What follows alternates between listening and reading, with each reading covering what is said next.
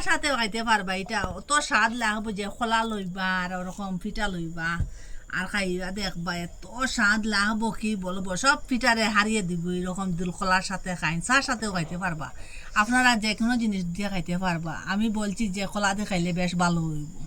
নমস্কার, আপনারা দেখছেন বেবি রানী রান্না রানী চ্যানেলের মধ্যে। আজকে একটা বড় সাইজের তাল লইছি, আজকে তাল দিয়ে একটা নতুন রেসিপি বানাইয়া আপনারা সাথে শেয়ার করবো। আপনারা পুরো ভিডিওটা দেখবা, স্কিপ করবা না। এই যে প্রথমে তালের যে মুখটা ওরকম করিয়া উঠাইলিম হাতের সাহায্যে। দেখুন খুব পাকা তালটা, গন্ধ বাড়িছে খুব সুন্দর, ইচ্ছা করে কোনো খাইবার, এত সুন্দর গন্ধ কি বলবো আপনারা। রে তেল ছাড়া তো আপনারা পছন্দ করুন, কত তো পিঠা খাই না আপনারা তেল দিয়া। তেল ছাড়া আজকে পিঠা বানাইয়া আপনারা সাথে শেয়ার করবো। আপনারা পুরা ভিডিওটা দেখবা, স্কিপ করবা না। এটা হেলদি পিঠা হইব তেল ছাড়া।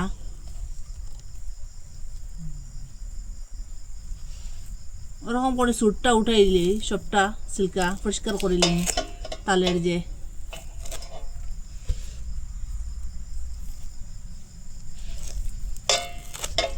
ওরকম সবটা পরিষ্কার করলেছে। এই যে বাকলাগুলা এটা একটু ফিসলা হয়ে গেছে গিয়া।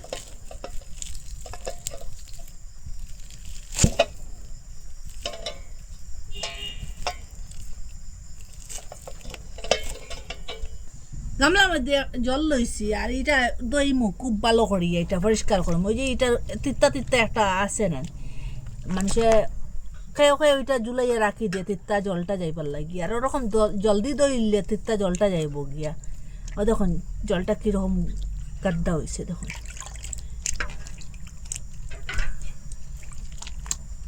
এটা দইয়া পরিষ্কার করলেছি, এটা এখন ওরকম করে রুয়া রুয়া আগলাইন। দেখুন একটু জল লইছি এখানে, জল দিয়ে একটু ভিজাই ভিজাইয়া ওরকম গ্রেট করবো। এইটার যে যেটা কাট আছে এটা সবগুলা বাড়িয়ে আইব। এই দেখুন একটু একটু জল দিয়ে ওরকম ভিজাই ভিজাইয়া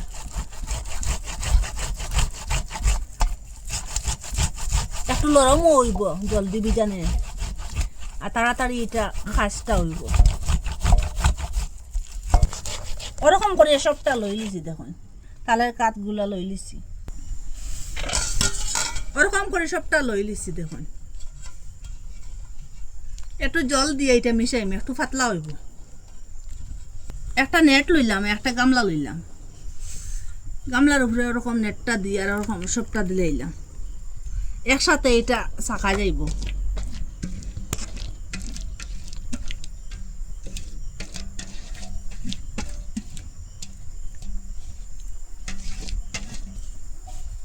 সব এক জায়গা তো ওরকম মুড়িয়া লইম আর হাতের সাহায্যে এরকম জাতা দিম। দেখুন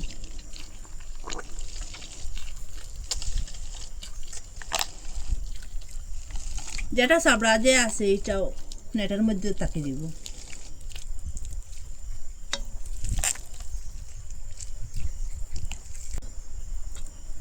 এরকম করে সবটা বের করে লিছি।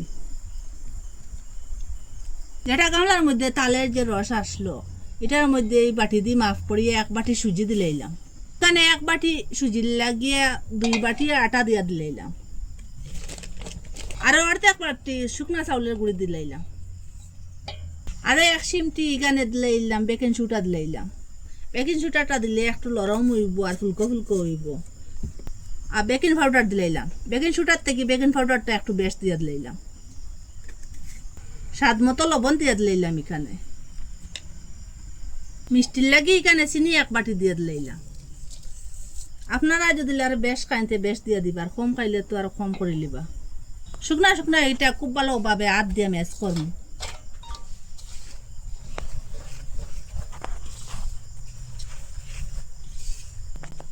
এখান থেকে তালের কাঠ একটু একটু দিমু, একসঙ্গে দিতাম না, একটু একটু দিয়া ম্যাশ করিয়া দেখবা।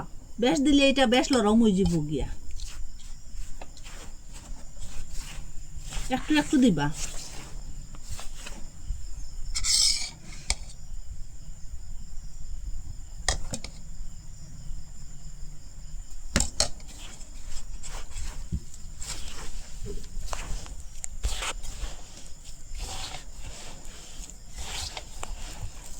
হাতের সাহায্যে খুব ভালোভাবে ম্যাচ করবো ওরকম করিয়া। এখানে নারিকেল আগে থেকে একটা কুড়িয়ে রাখলাম, নারিকেলটা দিলে এলাম। নারিকেলটা দিলে স্বাদটা বাড়িব। আপনারা যদি কম করেন তো কম করবা, আর বেশ বানাইলে তো একটু বেশ দিয়া দিবা। খুব ভালোভাবে এটা মিক্স করুন।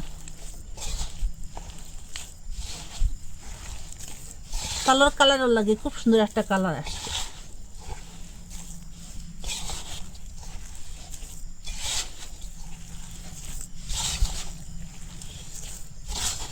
ওরকম ম্যাশ করার পরে এখানে আরো 1 চামচের মতো ঘি দিয়া দিলেন। ঘিটা দিলে স্বাদটা বাড়িব।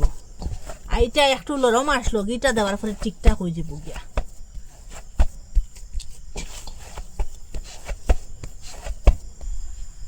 ওরকম একটু একটু লইমু আর হাতের সাহায্যে ওরকম গুলগুল বলের মতো করমু, লাড্ডুর মতোই দেখুন ওরকম গুলগুল করমু। আর নারিকেলের তালের মধ্যে রাখি দিম ওরকম করিয়া সবটা। ওরকম করে সবটা বানাই লিছি দেখুন।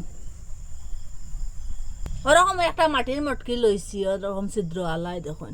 মাটির মটকির মধ্যে বানাইলে খুব সুন্দর একটা সেন্ট হইব, খাইতেও স্বাদ হইব। আর নিচে ওরকম কলা পাত্তা দিলে আরো সুন্দর গন্ধ হইব। নিচে কলা পাত্তাটা দিয়া দিলাম, দুইটা কারণ আছে। একটা খুব সুন্দর গন্ধ হইব, আর একটা হইলো ওই যে পিঠাগুলা এটা নিচে লাগতো না, মটকির নিচে কলা পাত্তার উপরে বসাইয়া দিলাম। ওরকম ছোট ছোট করিয়া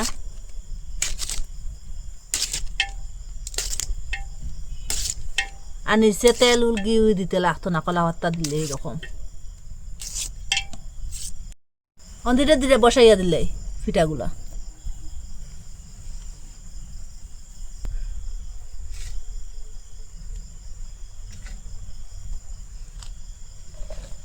আর একটা কলা পাত্তা দিয়ে ওরকম করিয়া তাল দিয়ে রাখিয়ে দিলাম। আগে থেকে জল বসাইয়া রাখলাম, জলটা ফুটিয়া উঠিছে। এখন এই যে মটকিটা বসাইয়া দিলাম, ফুল আগুনে রাখলাম। আধা ঘন্টা হয়ে গেছে গিয়ে, আধা ঘন্টা পরে দেখছি কিরকম হয়েছে। এটা একটু নরম হয়েছে। এখন গ্যাসটা অফ করে দিলে, মিঠা ঠান্ডা হইলে একটু শক্ত হইবে। এখন গ্যাসটা অফ করে দিলে এটা ঠান্ডাও। ওরকম মাটার পরে আর ওরকম গুলগুল করিয়া আর আতর সাহায্যে ওরকম চেপটা চেপটা করিয়া ওরকম জুড়ির মধ্যে বসাইলাম। আর নিচে জল দিলাম, ওই দেখুন ওরকম চেপটা চেপটা করে দিলাম। এখন ডাকিয়া রাখি দিব। আর জলটা নিচে ফুটের ফুল আগুনে রাখলাম। 10 মিনিট হয়েছে। এখন ঢাকনাটা সরাইয়া দেখি, খুব সুন্দর এটা হয়েছে। জুড়ির মধ্যে যেটা পিঠাগুলা দিছিলাম যেন, এখন আটার সাহায্যে উঠাইলাম ওইটা। দেখুন খুব সুন্দর হয়েছে। একটা গামলার মধ্যে লই নিলাম। মটকিরিটাও হয়েছে, আর জুড়ির মধ্যেও বানাইতে পারবা, মটকির মধ্যেও বানাইতে পারবা। আপনারা যেটা সুবিধা হইব ওটার মধ্যে বানাইবা। আর আপনারা আটার জায়গাত ময়দা দিয়েও বানাইতে পারেন, বা আটা একটু দিয়ে আর ময়দা একটু দিয়েও বানাইতে পারেন, দুটা মিক্স করিয়ে বানাইতে পারেন। তাল দিয়া ওরকম তেল ছাড়া পিঠা সবেও ভালো পাইন। কত তো তেল দিয়া তালের পিঠা বানাইয়া খাইছন।